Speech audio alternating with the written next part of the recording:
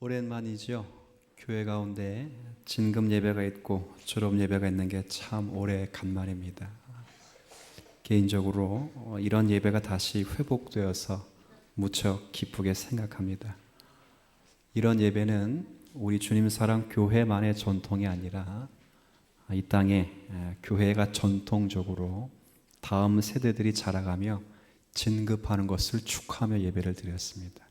마치 어른들이 임직식을 축하하며 예배하듯이 동일한 마음, 동일한 정성으로 진급과 졸업 예배를 그렇게 축하해 왔습니다. 그간 교회에 어려움이 있어서 잠시 쉬었는데 다시 이렇게 회복이 되어서 목회자로서 감사와 기쁨이 또 감동이 많습니다. 죄송한 것은 그간 지나간 우리 세대들이 있을 거 아니에요. 진급하고 졸업한 세대들 죄송함이 많이 있습니다. 그러나 이번 오늘 계기로 해서 오늘 여기 계신 모든 성도께서는 진급하는 졸업하는 분들을 눈동자로 새겨주시길 바라고, 다 누구의 자녀라 그렇게 말할 때 우리가 믿음으로 낳은 아들 딸들이라 이렇게 말할 수 있는 어른 세대가 되시기를 주님의 이름으로 축복합니다. 이 의식이 확대되어서 교육부서 전체까지 눈이 이렇게 확장되시면 좋겠습니다. 그래서 주님 사랑 교회가 세대와 세대가 공감할 수 있는 그런 교회, 그리고 그 사이를 교육과 말씀으로 잘 이어갈 수 있도록 또 그렇게 애를 쓰도록 하겠습니다.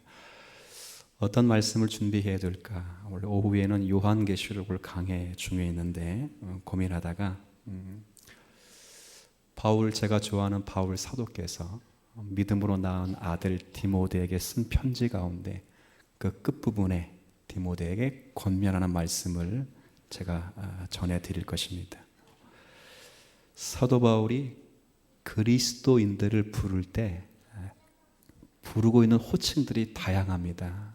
뭐라 부르긴 하냐면 신자라 부르기도 하고 또 성도라 부르기도 하고 때론 형제라 이렇게 부르기도 하고 사랑받는 자라 이렇게 부르기도 하고 때론 신령한 자라 이렇게 부르기도 해요. 근데 오늘은 어떻게 불렀냐면 한번 따라해 볼까요? 하나님의 사람아, 이렇게 부르고 있어요. 신약 성경 가운데 하나님의 사람아라는 표현이 딱 2번 나옵니다. 한 번은 디모데 전서 오늘 읽은 말씀에 나오고 또 한 번은 디모데 후서에 나와요. 다 사도 바울이 사용한 표현인데 디모데 후서는 전체 성도를 가리켜 쓴 표현이고 한 개인을 가리켜 쓴 표현이 여기가 처음이자 마지막입니다. 지금 디모데를 하나님의 사람아 이렇게 부르고 있어요. 제가 말씀을 연구 이렇게 하면서 사도 바울이 디모데를 하나님의 사람아 부를 때는 분명히 목적과 이유가 있어 그렇게 부를 거예요. 우리 졸업하는 친구들을 하나님의 사람아라고 제가 부를 때는 어떤 이유가 있듯이 이유가 있습니다. 그래서 과연 사도 바울이 디모데를 하나님의 사람아라고 부를 때 무엇을 염두에 두고 그렇게 부르게 되는가? 제가 2가지를 한번 정리해서 여러분에게 좀 말씀을 드릴 것입니다. 설교이기도 하고 권면이 되기도 합니다. 그래서 그냥 이런 방식으로 지속적으로 이렇게 전해 내려가지요. 일단 저는 사도 바울이 디모데를 하나님의 사람아라고 부를 때 먼저 사도 바울이 디모데를 상당히 높여주고 있다라는 생각을 해요. 뭐 해주고 있다고요? 높여주고 있다고요. 왜 그런 생각을 하냐면 이 하나님의 사람이라는 말은 사실 구약에 쓰인 말입니다. 구약 가운데 높인 말이고 특별한 사람들에게만 붙여진 명칭입니다. 나중에 구약을 잘 읽어보면 이 하나님의 사람이라고 불려지는 사람이 몇 분 안 계세요. 누가 가장 먼저 불려졌냐면 출애굽해서 이스라엘 백성들을 광야 40년 동안 인도해 낸 누구요?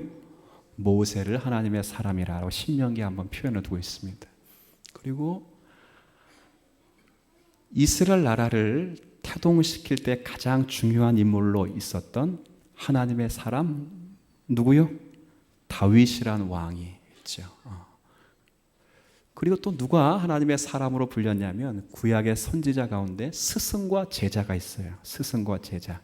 누구와 누구죠? 둘 다 성은 엘씨가 아닌데 그냥 편하게 성은 엘씨야. 누구와 누구? 이게 누가 스승이 누가 제자인지 모르겠죠. 야사입니다. 야사. 엘리야가 스승이고 엘리사가 제자지요.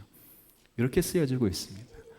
그러니까 특별한 사람들에게 쓰여진 용어가 하나님의 사람아라는 표현을 제가 연구해 보니까 그렇게 되어 있어요. 그래서 저는 사도 바울이 디모데를 가리켜 하나님의 사람아라고 부른 것은 특별히 그를 높여주고 있다. 저는 그렇게 생각이 돼요.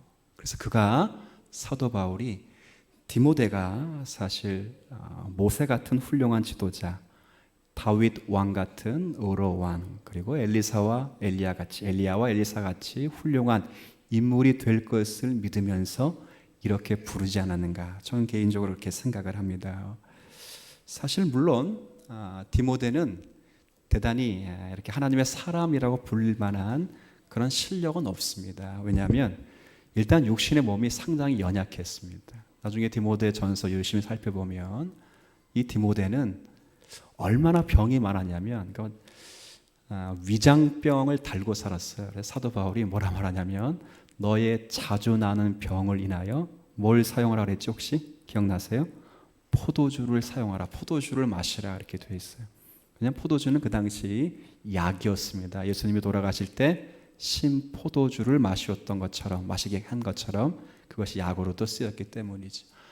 나이도 상당히 어렸습니다. 어렸기 때문에 사도 바울이 너의 연소함을 업신여기 당하지 않도록 하기 위해서 믿음과 언행에 있어서 믿음의 본을 보이라 그렇게 말하기도 했고, 그리고 경건도 많이 연습을 해야 될 사람이기 때문에 모든 신화를 버리고 경건에 이르기를 연습하라 이렇게 됐죠. 그럼에도 불구하고 하나님의 사람이라고 부른 것은 사도 바울 자신도 죄인 중에 괴수였고 회방자였고 폭행자였지만 하나님의 손에 들리엄 받아서 복음 전하는 자가 되었기 때문에 이 디모데도 분명히 하나님께서 그렇게 사용하실 것을 믿고 디모데를 그렇게 높여주는 그런 표현이 된 것입니다. 저는 주님이 이런 마음으로 지금도 우리를 높이시고 계실 때 아마 주님이 여러분을 하나님의 사람아 이렇게 부르실 것이라 그렇게 생각합니다. 그리고 오늘 여기 이렇게 진급하고 졸업하는 이 사람은 어떤 사람들이라고요? 좀 크게 해도 괜찮아요. 어떤 사람들? 특별한 사람들, 특별한 사람. 그러죠. 그거 얼마나 특별해. 제가 설교해도, 그죠? 꾸준히 그냥 꽃이. 얼마나 특별해. 하나님의 사람들, 하나님의 사람. 누구의 아들, 누구의 아들, 누구의 아들, 누구의 딸 하기 이전에 여기 모든 있는 친구들이 다 하나님의 사람이에요, 사람. 제가 예전에 그런 이야기 한번 했잖아요. 제가 이제 마지막, 이제 사실 원래 저는 둘째만 낳고 셋째는 낳을 생각이 없었는데 둘째를 마지막으로 낳았어요. 그때 서울에서. 근데 목사님이 딱 아이를 받게 될 그때 이렇게 이야기하더라고요. 목사님, 몸집이 좀 작다고 생각해서 함부로 하지 마시고 그 사람이 하나님의 사람인 줄 아시고 얘를 갖추어 맡고 얘를 갖추어 길러 가시길 바랍니다. 제가 감동이 됐을까 안 됐을까요? 요거 나면 그냥 첫째는 보험용, 둘째는 연금용 뭐 이런 식으로 그런 생각은 없었지만 그런데 그 말이죠. 지금 우리들 이렇게 보면 아이들 사실 얘네들 언제 클까? 언제 클까로 보면 안 됩니다. 교회는 모두가 물리적인 잣대로 보아서는 안 되고 모두가 다 하나님의 시각으로 보실 필요가 있어요. 그래서 여기 오늘 진급하고 졸업하는 사람은 누구의 사람들이라고요? 다시 시작. 특별한 사람들인 줄 믿는 성도가 되시길 바랍니다. 그래서 앞으로 부를 때는 리엘이 이게 소리엘 리엘이 맞죠? 리엘이 앞에 하나님의 사람 리에라. 그렇게 불러주세요. 또 아멘이 없어 어떻게. 그렇게 부르시길 바랍니다. 그런 의식을 갖고 불러, 의식을. 함부로 못해요. 함부로. 줄 서 있다가 애들이니까 새치기를 딱 하려고 그랬어. 근데 그 아이가 누구의 사람이라고요? 새치기 할 수 있다 없다? 이제 없다? 없죠. 그죠? 밥 먹다가 숟가락 가지고 가기 귀찮아. 애가 줄 서 있어. 야야야야야 숟가락 갖고 와. 걔가 누구라고요? 할 수 있어요 없어요? 어른들이 엘리베이터 딱 탔는데 애들이 막 떠들며 들어와. 야야 나 나가. 걔네들이 누구라고요? 억울하세요? 이런 의식이 있게 되길 진심으로 바랍니다. 바울과 디모데는 게임이 안 될 사람이라고.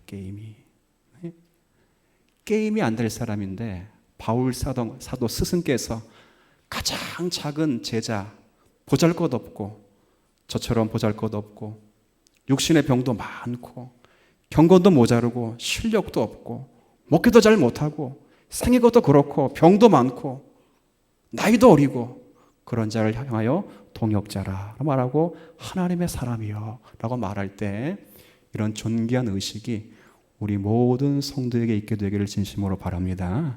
두 번째는 사도 바울이 하나님의 사람아 이렇게 말할 때 무엇을 염두에 두었을까? 첫 번째는 높인 거예요. 상당히 높였다고요. 두 번째는 이런 것 같아요. 하나님의 사람에 걸맞게 합당한 삶을 살았으면 좋겠다. 어떤 삶을 살면 좋겠다고요? 합당한 삶. 이런 은혜가 있게 되길 진심으로 바랍니다. 우리 졸업하고 진급하는 친구들, 너희들이 누구라고? 다시 한번 애들만. 리에라. 리에는 누구라고? 이래요. 하나님의 사람, 우리 하나님의 사람이라고.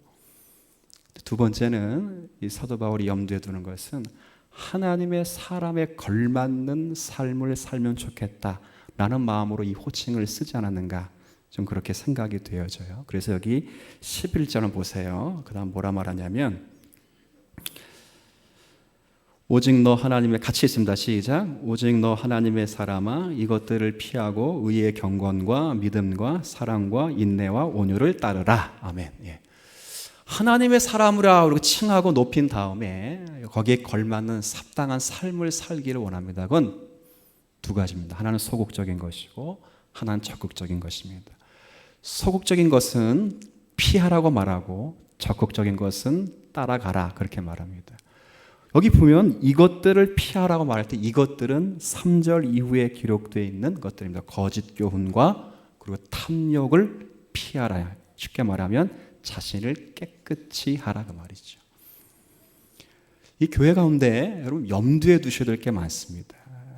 뭘 염두에 두셔야 되냐면 성경에 보면 이 큰 집 하나님의 교회에는 자 그릇들이 무슨 그릇이 있는지 혹시 아세요? 하나님의 그릇, 하나님이 큰 집에는 무슨 그릇이 있다? 첫 번째 금그릇, 그 다음 은그릇, 그 다음 나무 그릇, 그 다음 나무 그릇 했으니까 좀 전에 여러분 말씀하신 거 무슨 그릇? 질그릇. 네 가지의 그릇이 있어요. 우리의 관심은 어디에 있겠어요? 우리의 관심, 많은 사람들의 관심은 금그릇 되기 위해서. 그런데 기도하잖아요. 머리가 될지언정 뭐가 안 되게 해달라고? 늘 기도하는 게 그런 거 아니에요? 기독교인들이? 좀 볼 때 양심도 없다 하는 생각이 들어요. 다 금그릇 하면 누가 은그릇 되고 누가 나무그릇 되고 누가 질그릇.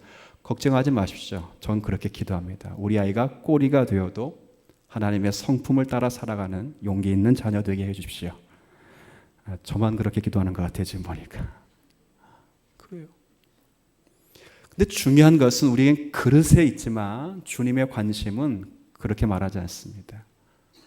정말 귀한 것은 이 그릇이 깨끗하게 되어진 그릇을 주님이 쓰신다고 되어 있기 때문에 금그릇이 쓰인다는 게 아니고 은그릇이 쓰인다는 게 아니고 나무 그릇이 질그릇이 아니라 어떤 그릇이 귀하게 쓰임받는다고요?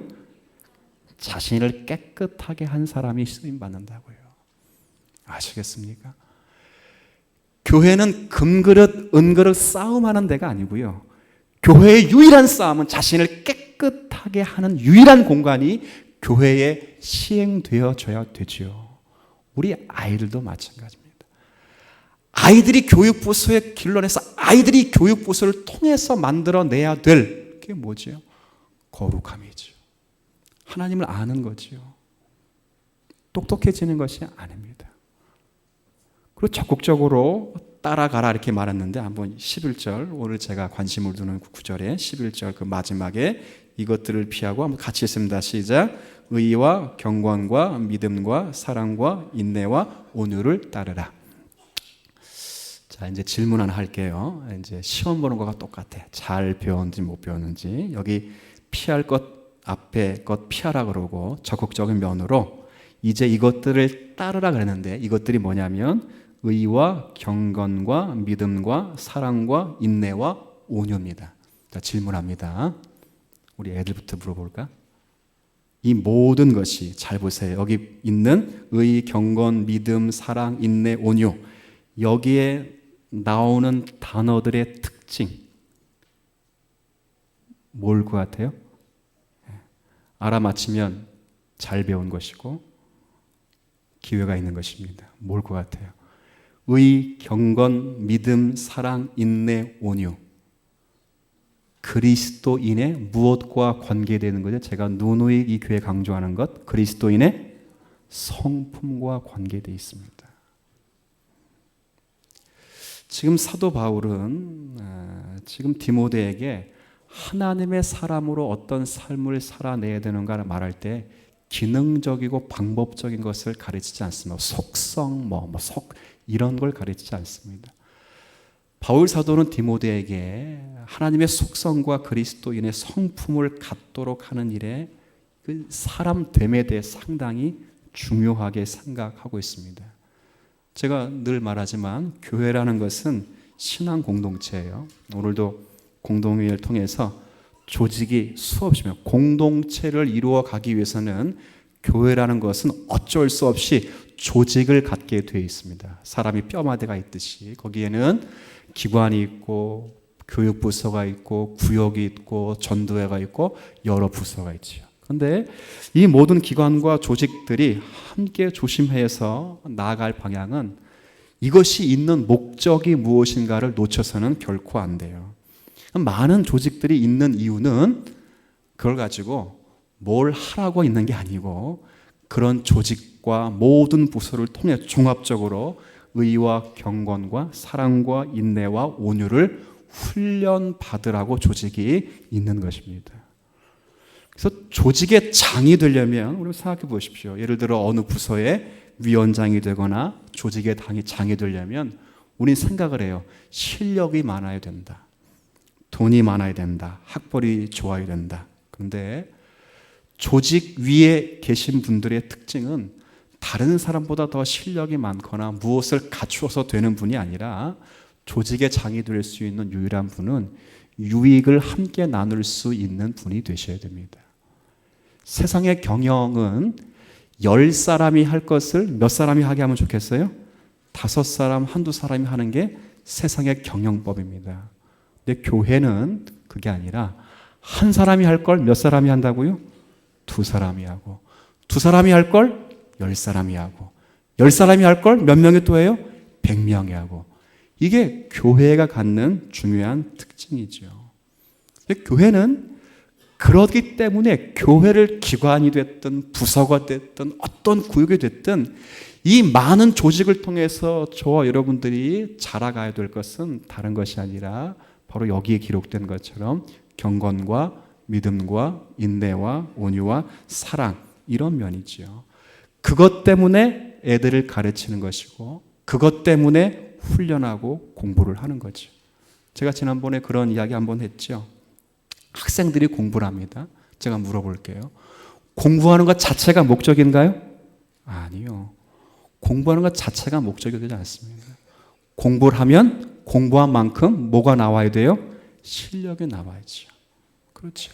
실력을 만들어내기 위해서 유명한 강사에게 월 몇백씩 주고 과외받는 거 아니겠어요? 그렇죠? 그리고 3-4시간밖에 자지 않고 공부하는 이유는 뭐예요? 실력을 만들어내기 위해서지요. 그 실력이 뭐냐 그 말이에요.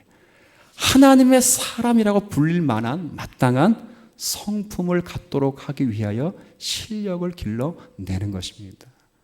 그것 없으면 맨날 자랑거리가 나 이번에 3시간밖에 안 잤고 4시간밖에 안 잤고 나 월 얼마짜리 과외 받고 있어. 이게 자랑이 될 수밖에 없습니다. 우리 주님 사랑 교회 모든 성도들과 그리고 교육부서가 지향해야 될 이 자리에서 제가 모두가에게 말씀드리고 싶은 이 내용으로 여러분이 권면받게 되시길 바라고, 특별히 교육부서와 모든 성도들이 하나님의 사람인 것을 기억하게 하시고, 그리고 하나님의 사람답게 여러분이 합당한 삶으로 빚어져 가는 그 일에 마음을 쓸 수 있는 자리에까지 우리가 나아가고, 교육부서가 여기에 힘을 쓸 수 있는 우리 주님 사랑교회 되시기를 주님의 이름으로 부탁을 드립니다.